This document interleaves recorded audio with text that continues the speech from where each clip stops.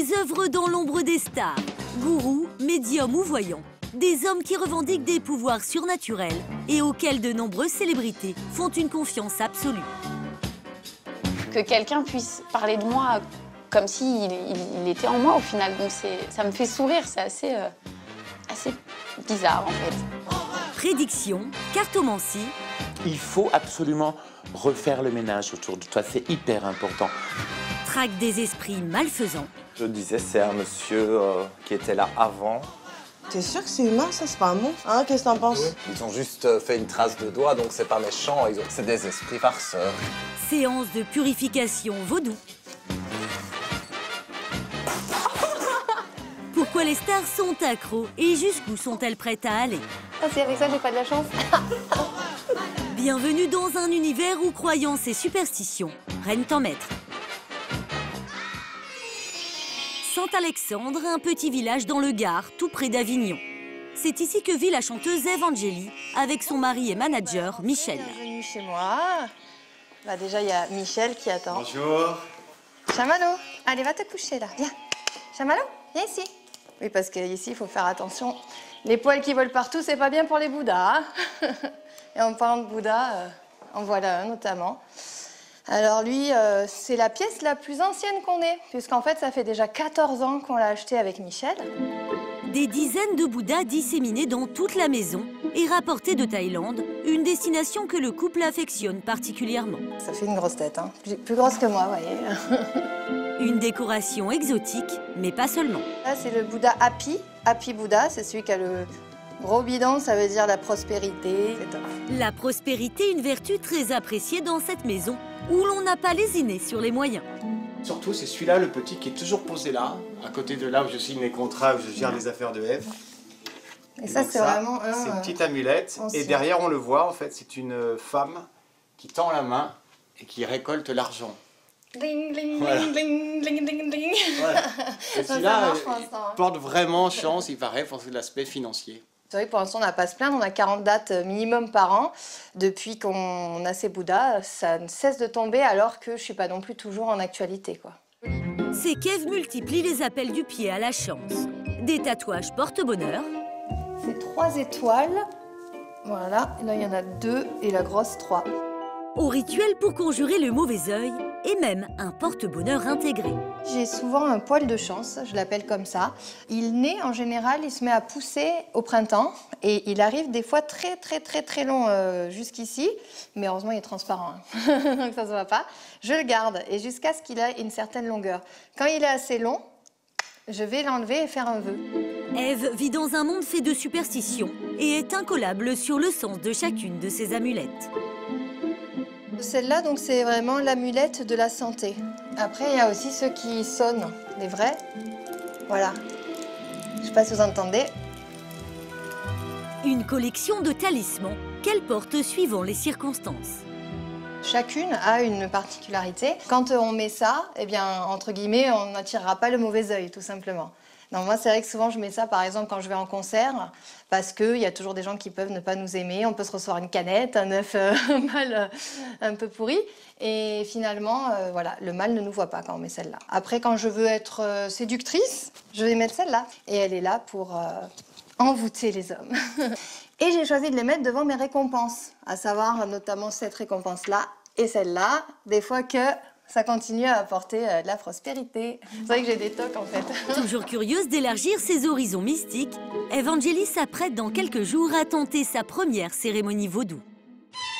Mais en attendant, direction Paris, où nous retrouvons Nicolas Gigliotti à la butte Montmartre. Il s'est fait connaître dans l'émission Secret Story grâce à son don particulier. Il est médium.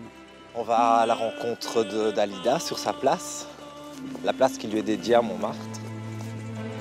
Si Nicolas est capable de communiquer avec l'au-delà, c'est grâce à Dalida. Il avait 8 ans quand l'esprit de la chanteuse se serait manifesté pour la première fois. Je l'entendais chanter, en fait. J'entendais cette voix chanter autour de moi, sans vraiment savoir d'où ça venait. Moi, je sais ce que j'ai au fond de moi, et si les gens n'y croient pas, c'est pas grave. Mais moi, je sais qu'avec elle, il y a eu quelque chose qui s'est passé, des coïncidences de chiffres avec des dates de naissance et des choses comme ça. Enfin, c'est assez troublant. parfois, je lui demande de me protéger. Ça peut paraître bête, mais je demande cette protection et je sais qu'elle est là autour de moi. Depuis, Nicolas serait capable de parler aux esprits, les bienveillants comme les malveillants. Un don qui pourrait s'avérer utile pour son amie Cindy Lopez, qu'il retrouve aujourd'hui chez elle. Ah ouais, elle a un petit café. Waouh, quelle cuisine! La jeune femme a participé à la même émission de télé-réalité que Nicolas. Si Cindy l'a appelée, c'est qu'elle est inquiète. Elle est convaincue que sa maison est hantée par des esprits. En fait, la nuit, j'avais des trucs bizarres. Et en fait, un truc qui a failli me faire casser les murs dans les chambres là-haut, c'est qu'il y avait des odeurs, des goûts mélangés à, tu sais, du sang séché, enfin, je sais pas, on aurait dit du mort, quoi. Preuve irréfutable d'une présence surnaturelle, de nombreuses traces sur le mur apparues selon elle du jour au lendemain, sans explication. Regarde là. C'est quand même bizarre, non? Ah ouais, effectivement. Mais c'est pas des doigts humains. Hein. Pour Cindy, pas de doute, c'est une main d'outre-tombe. Pour se pencher jusque-là, c'est vachement, tu vois. Hein, qu'est-ce que t'en penses? Oui, mais les esprits, je veux dire, ils sont pas comme nous, quoi. Ils peuvent bouger comme ils veulent. Oui, mais pourquoi ils ont que 3 doigts? Mais à mon avis, on a fait comme ça. C'est quelqu'un qui s'est accroché, enfin quelqu'un. Oui, mais c'est pas possible de faire que 3 doigts. Et t'as vu, regarde le majeur comme il est long. T'es sûr que c'est humain, ça? C'est pas un monstre, mon truc? Ils ont juste fait une trace de doigt, donc c'est pas méchant. Ils ont pas cassé un mur ou fait tomber des tableaux ou je sais pas. C'est pas très très méchant. Ouais, non, c'est pas qu'ils sont méchants, tu vois. C'est qu'à bon, ils dévisent des trucs et tout. Tu vois, c'est un peu chiant, quoi. C'est des esprits farceurs qui montrent qu'ils sont là, en fait. Habitué à servir d'intermédiaire entre les vivants et les morts, Nicolas monte alors à l'étage pour sentir l'habitant inattendu des lieux.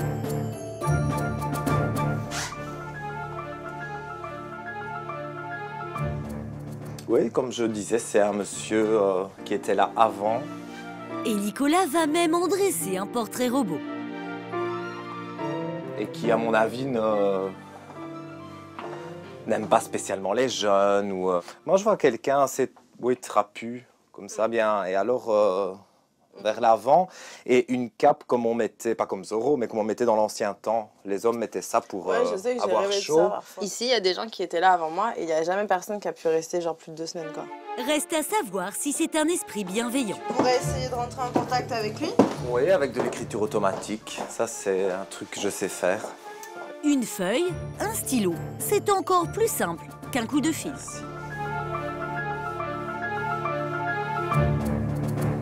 L'écriture automatique, oui, ma main part toute seule, je me concentre et alors ça écrit des choses, parfois ça fait des dessins, on ne sait jamais vraiment contrôler ce qui va se passer. Incroyable!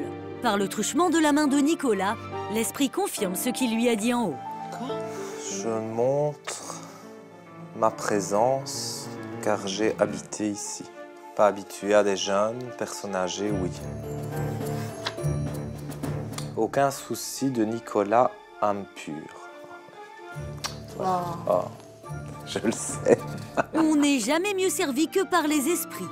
Mais Cindy est rassurée, elle cohabite visiblement avec un fantôme bienveillant. Ce n'est pas pour chasser les esprits que Shérif Alouna vient à Paris aujourd'hui, mais pour se faire prédire l'avenir. La chanteuse a beau croire en sa bonne étoile, elle veut s'assurer que les astres ne lui mijotent pas un mauvais tour. Je suis toute excitée. Salut! Ça va? Ça va? Oui, et toi? Bah oui, t'es tout beau avec ses cheveux. Si ce matin Shérifa a rendez-vous avec le voyant Dominique Lehmann, c'est qu'elle a besoin d'être rassurée, car elle vient de sortir un nouvel album. Voilà. Sitôt assis, première vision et première révélation. Je te vois pas très contente, enfin un peu déçue même à la limite, par rapport à quelque chose qui pouvait te faire avancer par rapport au disque ou quoi. Voilà ce que tu fais. C'est quoi ça? Voilà, vous voyez pourquoi ce genre de choses est bluffant. Qu'est-ce qui s'est passé? Alors en fait, ce qui s'est passé, c'est qu'il y a quelques... En fait, j'ai été prénominée au Energy Music Awards. Mais tu as le potentiel à ça. Il y avait des votes. On était 6 artistes et on devait être plus que 4 en finale. Et je ne suis pas dans les 4. Donc, forcément, j'étais déçue. Bon, c'est pas grave. Ce sera pour la prochaine fois. De toute façon, tu y retourneras, t'inquiète pas. Maintenant, aujourd'hui, bon, on voit les inquiétudes par rapport à l'album. Ça a quand même l'air de frémir, hein, on commence à avancer. L'album, c'est l'enjeu de cette consultation. Alors, pour affiner les prédictions, place au jeu de tarot. La bénédiction, recommencement. Moi, je dis, c'est une nouvelle carrière que tu commences, en fait, quelque part. Tu vois, on ne peut pas renier celle d'avant parce qu'elle existe. Elle est là. Mais en tous les cas, aujourd'hui, il y a vraiment un renouveau qui est annoncé. On prend les mêmes, on recommence, mais à une autre échelle, si tu veux, d'une manière différente. Alors, il faut absolument refaire le ménage autour de toi. C'est hyper important. Et il faut le faire vite. C'est tellement dans le vrai et c'est... Je sais, enfin, c'est difficile de ressentir ça, de voir quelqu'un qui connaît absolument pas notre vie ou nos états d'âme. Même mes propres amis, parfois, ne connaissent pas mes états d'âme. Que quelqu'un puisse parler de moi comme s'il il était en moi, au final. Donc, ça me fait sourire. C'est assez bizarre, en fait. Ça perturbe un petit peu. En fait, tous ces gens-là, ces artistes, ce sont des gens hyper sensibles, quoi, je veux dire. Donc, ce sont des gens qui fonctionnent beaucoup avec l'affectif, le feeling, l'amour et ces choses-là. Mais enfin, bon, c'est général. Je veux dire, c'est les seuls qui, en général, ne me posent pas trop de questions sur le financier. Et côté cœur, rien ne sortira de ces 4 murs. Mais pour 120 € la consultation, la chanteuse estime en avoir eu pour son argent. C'est le grand jour pour Evangélie. Férue de gris-gris, pétrie de superstitions et toujours en quête de nouvelles expériences ésotériques, la chanteuse va aujourd'hui tester un rite de purification pour le moins extrême. Bonjour. Bonjour. Alors Ève, enchantée. Augan Dylan. Voilà. Ne vous fiez pas aux apparences, cet homme en Marcel Blanc est un prêtre vaudou. Bien évidemment. Entrez, Donc, je vous en prie, prenez place. Ah oh, merci. Ça y est, je commence bien là, je me frappe toute seule. Je vais souffrir. Je vous invite à vous mettre à l'aise. Asseyez-vous. Voilà. C'est bon, hein, ici, par on la est- suite, oui, il fait toujours chaud ici, c'est les Caraïbes. Et si Evangélie n'est pas une spécialiste de la religion vaudou venue d'Afrique et des Caraïbes, elle n'a aucun préjugé et engage une discussion d'initiés. Peut-être Bangkok celui-là. Ça j'en ai Ah, tellement. celui-là, il vient de Bahia. Du Brésil. Ah, voilà, pareil, ça Voilà. porte bonheur, c'est inconnu. Voilà. Même si moi j'ai besoin de mes petites croyances, j'ai jamais eu recours à une aide autre, on va dire.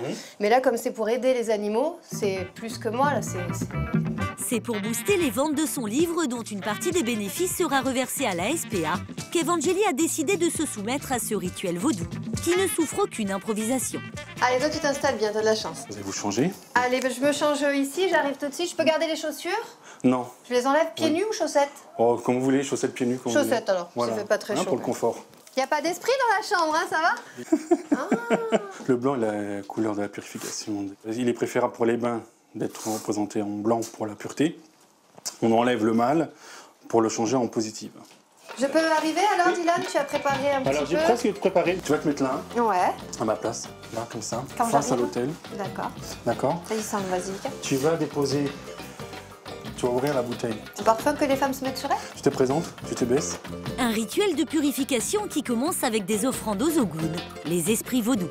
Ok? 3 Mais fois. sans le... Si là, elle est ouverte. Tu dis juste dans la tête Aïe Bobo ou la rouillée. La rouillée ou Aïe Bobo. comme Aïe tu bobo, c'est mieux. veux. Voilà, ok? C'est une présentation que tu Même fais. le tu squelette? laisses à lui. Il y a un squelette. Tu laisses à lui, c'est pas grave, il va pas te mordre. Ah, ça s'improvise pas, hein. Evangélie s'applique, mais va-t-elle être une disciple à la hauteur? Oh, j'ai tout éteint. Je l'avais dit, la troisième serait la C'est pas bonne. l'anniversaire, Ève, hein? Pardon. C'est pas grave. Cette fois, les choses sérieuses commencent. Une lotion Essine. Dans cette bassine, une décoction d'herbe et de poudre magique dans laquelle le gourou trempe du basilic, censé porter chance. Les incantations font leur effet. Le maître de cérémonie est visité par un esprit qui veut entrer en contact avec Ève. Qu'est-ce que c'est? Et même trinquer avec elle. Oh, punaise. C'était la surprise de la... Ah, c'est avec ça j'ai pas de la chance. L'Ogun s'est envolé, Dylan redevient lui-même et Ève tente, elle, de reprendre ses esprits. Ah, bah, je suis Vous avez dure. quand même du mauvais œil, hein. Vous savez, il y a pas mal de choses. Ah ouais? Je vous dirai ça en privé. C'est trop tôt pour dire si j'y crois, puisque pour l'instant, il n'y a pas eu encore de résultats. C'est normal, je viens juste de le faire. C'est pas d'un coup que je vais voir les paquets de croquettes arriver dans les SPA grâce concrètement aux ventes du livre, hein. Voilà, puisque le but, c'est ça, hein, c'est à chaque livre acheté par les gens, un paquet de croquettes reversé au refuge. Si vous voulez vraiment avoir quelque chose de positif, il faut vraiment, comme j'ai dit tout à l'heure, être dans la foi. La foi, c'est quoi? C'est croire quelque chose qu'on ne voit pas. Il faut provoquer la chance. Voilà, il faut la provoquer toujours. Et c'est vrai que voilà, dans mon métier, c'est ce que je fais depuis toujours. Donc c'est un petit peu une étape de plus que j'ai faite aujourd'hui, finalement, en allant voir mon cher Dylan Gourou. Et avant de partir, voici un élixir magique qu'Ève devra porter pour éloigner le mauvais œil. Donc ça, c'est cadeau. C'est ton parfum. Ah, alors qu'est-ce que je mais dois tous les en jours. faire? Tous les jours, et tu penses à ce que tu as demandé. Quand j'en ai plus, j'en mets pas beaucoup à la rigueur. Bah, quand t'en as plus, tu reviens me voir. Et ben voilà. Potion et gris-gris, de quoi fidéliser cette nouvelle cliente, peu importe le flacon, pourvu qu'on y croit.